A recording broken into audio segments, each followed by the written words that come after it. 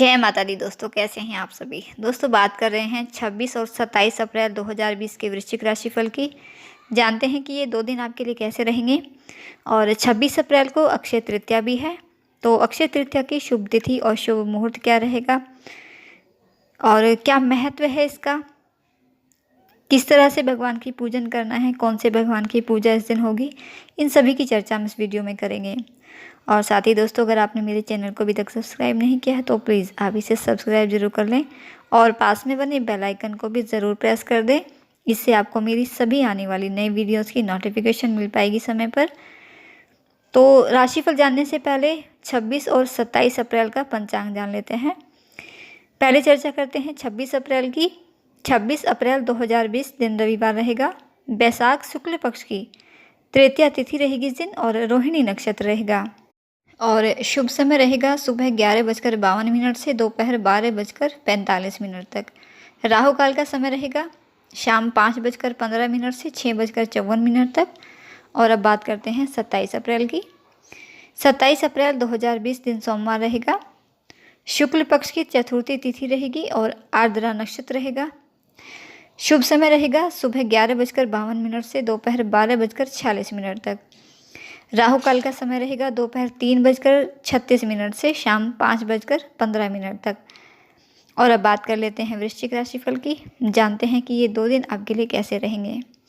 तो 26 और 27 ये 2 दिन आपके लिए प्रतिकूल साबित हो सकते हैं। यहाँ आपको कुछ सावधानियाँ बरतने की आवश्यकता रहेंगी। सावधानी से काम करेंगे, सावधानी से चलेंगे, अपने दिन को प्लान करेंगे सावधानी से, तो आपका दिन अनुकूल बना रहेगा। सभी कार्य आपके सफल होंगे। बस थोड़ी सावधानी आपको बरतनी है। और ये परेशानी आपको इसलिए रह सकती है क्योंकि अष्टमेश चंद्रमा है ये 2 दिन। अष्टम भाव के चंद्रमा कुछ परेशानी देते हैं, तो इसीलिए इस दौरान आपको हर काम बहुत ही सोच समझ कर करना है। कोई भी कदम उठाने से पहले किसी अनुभवी की या अपने बड़े बुजुर्गों की सलाह लेकर ही करें। जो भी लोग रिसर्च के फील्ड से जुड़े हैं तो उनके लिए ये सफलता का समय रहेगा। और इस समय आपको पैसों के लेन देन में भी सावधानी बरतनी है। पैसों का लेन देन बिल्कुल ना करें, वरना इससे नुकसान उठाना पड़ सकता है। खर्च भी आपके ज़्यादा बढ़ेंगे क्योंकि अष्टम भाव का चंद्रमा फिजूल खर्च कराता है, तो खर्चों पर आपको नियंत्रण रखना है। और स्वास्थ्य का भी खास ख्याल इस दौरान आपको अपना रखना है। स्वास्थ्य संबंधी परेशानी भी हो सकती है। साथ ही अगर परिवार में किसी को भी लंबी बीमारी से कोई परेशान है तो उनके स्वास्थ्य का भी खास ख्याल रखना है। आपका व्यवसाय इस समय अच्छा चलेगा, लेकिन कार्यभार की थोड़ी अधिक रहेगी, जिससे मन कुछ अशांत रह सकता है। तनाव महसूस कर सकते हैं आप, थकान महसूस कर सकते हैं। अनावश्यक खर्च ये आपके तनाव को बढ़ा सकते हैं, तो इसलिए फिजूल खर्चों पर आपको नियंत्रण रखना है खासकर। और स्वास्थ्य का तो बहुत ही ध्यान रखना है।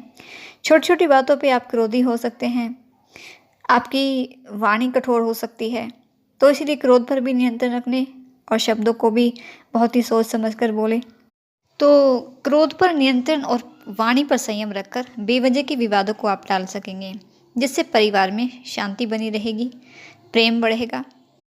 इन दिनों किसी पर भी आंख बंद करके भरोसा बिल्कुल न करें, इससे भी आपको धोखा हो सकता है, कोई नुकसान उठाना पड़ सकता है। छात्रों के लिए ये 2 दिन थोड़े से सामान्य कहे जा सकते हैं, क्योंकि एकाग्रता में कमी होने से पढ़ाई में मन कम ही लग पाएगा। लेकिन आप अपनी पढ़ाई पर फोकस करें, अपनी पढ़ाई पर ध्यान लगाने की कोशिश करें आप, क्योंकि आने वाला समय आपके लिए शुभ रहेगा। आपको इस समय की गई मेहनत के अच्छे रिजल्ट मिलेंगे। इन दिनों आपके रहस्य भी उजागर हो सकते हैं।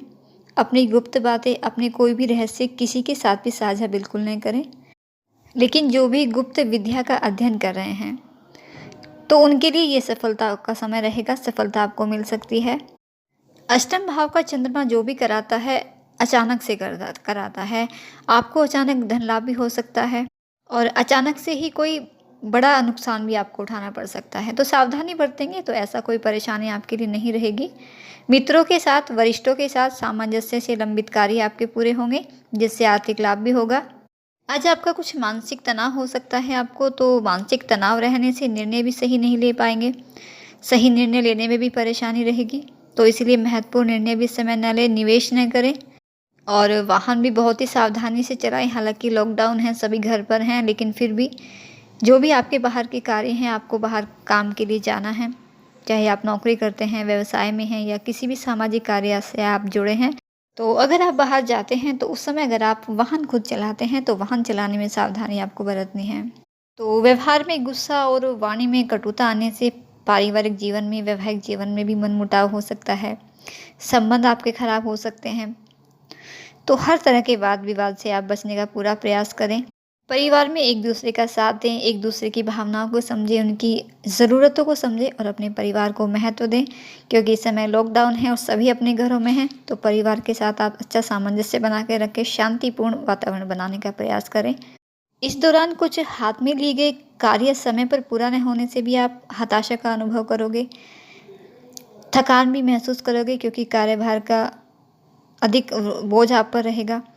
तो इसके लिए आप खुद को आराम ज़रूर दें, तनाव से, चिंता से बचें, हर तरह के विवाद से बचें, तो समय आपके लिए अनुकूल बना रहेगा। सावधानी बरतें तो समय की अनुकूलता भी बनी रहेगी। और अधिक समय की अनुकूलता के लिए आप हनुमान जी की आराधना करें। संकट मोचन हनुमान आपके हर संकट हर लेंगे।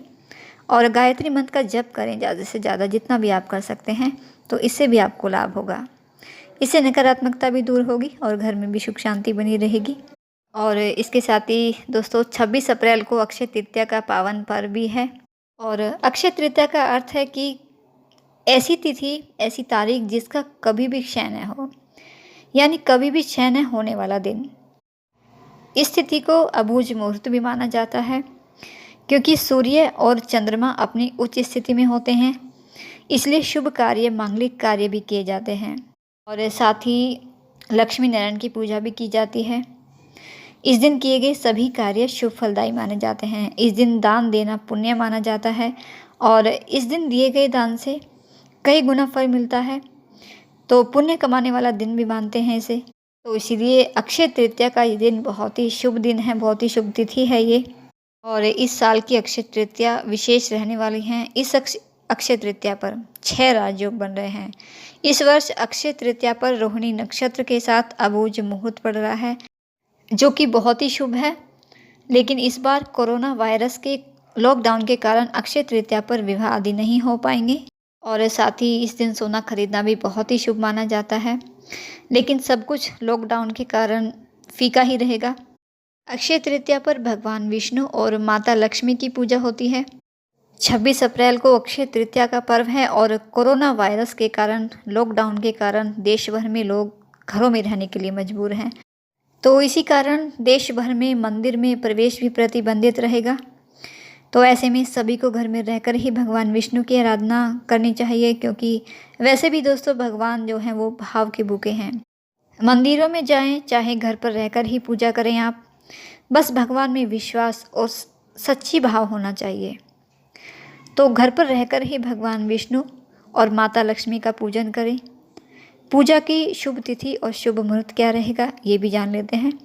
26 अप्रैल रविवार को तृतीया तिथि सूर्योदय से मध्याह्न 1:23 दोपहर तक रहेगी। रोहिणी नक्षत्र रहेगा रात्रि 10:56 तक। इस बार की खास बात ये है कि इस बार यानी 26 अप्रैल को विनायकी श्री गणेश चतुर्थी व्रत भी रहेगा। तो भगवान विष्णु की किस विधि से पूजा करें, क्या उपाय करें, क्या भगवान को अर्पित करेंगे, सभी भी जान लेते हैं। अक्षय तृतीया पर भगवान विष्णु के सहस्त्र नाम का पाठ करना चाहिए। इस दिन सवेरे स्नान करने के बाद भगवान विष्णु को पंचामृत से स्नान कराएं। इसके बाद भगवान जी को सत्तू, जौ और या फिर चने की दाल, जो भी घर पर हो, भगवान विष्णु जी को अर्पित करें। पितरों की शांति के लिए भी अक्षय तृतीया बहुत ही विशेष फलदायी रहती है, बहुत ही विशेष माना जाता है ये दिन। तो इस दिन पितरों की शांति के लिए भी गरीबों को दान दिया जाता है, तो गरीबों को दान भी देना चाहिए। और पितरों से संबंधित चीज़ों का दान करें, छाता दान करें, काली उड़द का दान करें, और भी अन्य कुछ ऐसी चीज़ें हैं जो पितरों के दान के लिए विशेष रहती हैं, पितरों की शांति के लिए। तो ऐसी चीज़ों का दान करें इस दिन। ऐसी मान्यता है कि जो इस दिन दान दिया जाता है उसे अक्षय लाभ मिलता है, यानी उसका कभी क्षय नहीं होता। वृश्चिक राशि वाले इस दिन कुछ खास उपाय भी कर लें तो वो भी लाभकारी रहेगा। आप 9 कोड़ी लें और उन कोड़ियों को गंगा जल से धोकर लक्ष्मी जी के सामने रखें। पूजा अर्चना करें, माता लक्ष्मी से प्रार्थना करें और माता लक्ष्मी को केसर का, कुमकुम का तिलक लगाएं। और फिर इन कोड़ियों को एक लाल रंग के कपड़े में बांधकर अपनी तिजोरी में रख लें, तो इससे आपको लाभ होगा। इसके अलावा दोस्तों अक्षय तृतीया पर सोने के आभूषण खरीदने का भी बहुत ही शुभ माना जाता है, ऐसा विधान है। लेकिन लॉकडाउन है, सब घरों में हैं, बाहर नहीं जा सकते, कोई ख़रीदारी नहीं हो सकती है। तो लेकिन जैसे आपके पास पुराने आभूषण हैं, तो आप उन्हें गंगा जल और कच्चे दूध से धो लें और फिर उन्हें माँ के सामने रख दें। पूजा अर्चना करें, माँ से प्रार्थना करें और इसके बाद उन्हें अपने तिजोरी में जहाँ भी आप रखते हैं, आप उन्हें वहाँ रख लें, तो ये भी शुभकारी रहेगा। तो दोस्तों, ये थे कुछ उपाय, कुछ जानकारी अक्षय तृतीया के बारे में और आपके राशिफल की बात करी। ये सारी जानकारी मैंने आपको दी और ऐसी ही जानकारी के लिए आप मेरे चैनल से जुड़े रहें। वीडियो अच्छा लगे तो लाइक करना बिल्कुल नहीं भूलिएगा। आपका दिन शुभ रहे, माता रानी आपका दिन मंगलमय रखे, आपको हर परेशानी से बचाए, इसी मंगल कामना के साथ जय माता दी।